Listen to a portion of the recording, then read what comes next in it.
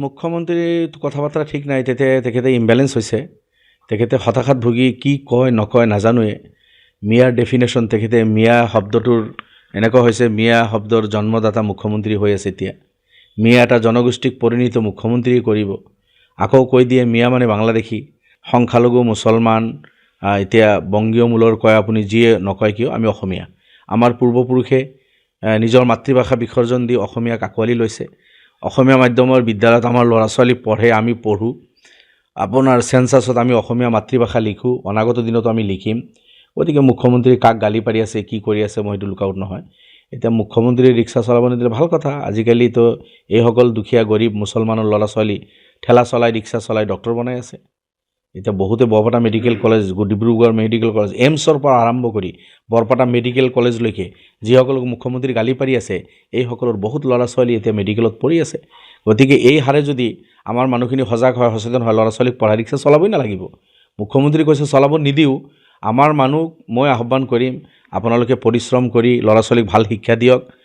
আমি ৰিক্সা ঠেলা চলাই আছোঁ, কালি যাতে আমাৰ ল'ৰা ছোৱালীক ঠেলা ৰিক্সা চলাব নালাগে, মেহনত মজদুৰি কৰিব নালাগে। আমাৰ ল'ৰা ছোৱালী পঢ়া শুনা কৰি ভাল যাতে শিক্ষিত হয়।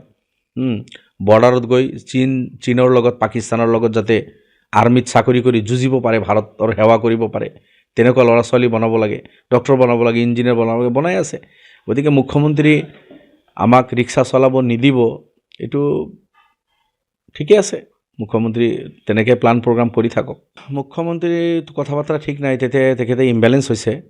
তেখেতে হতাশাত ভুগি কি কয় নকয় নাজানোৱে। মিয়াৰ ডেফিনেশ্যন, তেখেতে মিয়া শব্দটোৰ এনেকুৱা হৈছে, মিয়া শব্দৰ জন্মদাতা মুখ্যমন্ত্ৰী হৈ আছে এতিয়া। মিয়া এটা জনগোষ্ঠীক পৰিণত মুখ্যমন্ত্ৰী কৰিব।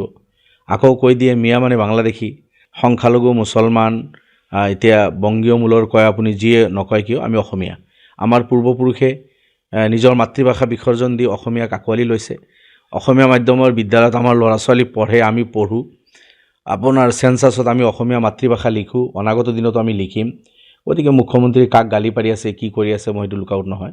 এতিয়া মুখ্যমন্ত্ৰীয়ে ৰিক্সা চলাব নিদিলে ভাল কথা। আজিকালিতো এইসকল দুখীয়া গৰীব মুছলমানৰ ল'ৰা ছোৱালী ঠেলা চলাই ৰিক্সা চলাই ডক্টৰ বনাই আছে। এতিয়া বহুতে Barpeta medical college, Dibrugarh medical college, এইমছৰ পৰা আৰম্ভ কৰি বৰপেটা মেডিকেল কলেজলৈকে যিসকলক মুখ্যমন্ত্ৰী গালি পাৰি আছে, এইসকলৰ বহুত ল'ৰা ছোৱালী এতিয়া মেডিকেলত পঢ়ি আছে। গতিকে এই হাৰে যদি আমাৰ মানুহখিনি সজাগ হয়, সচেতন হয়, ল'ৰা ছোৱালীক পঢ়াই ৰিক্সা চলাবই নালাগিব।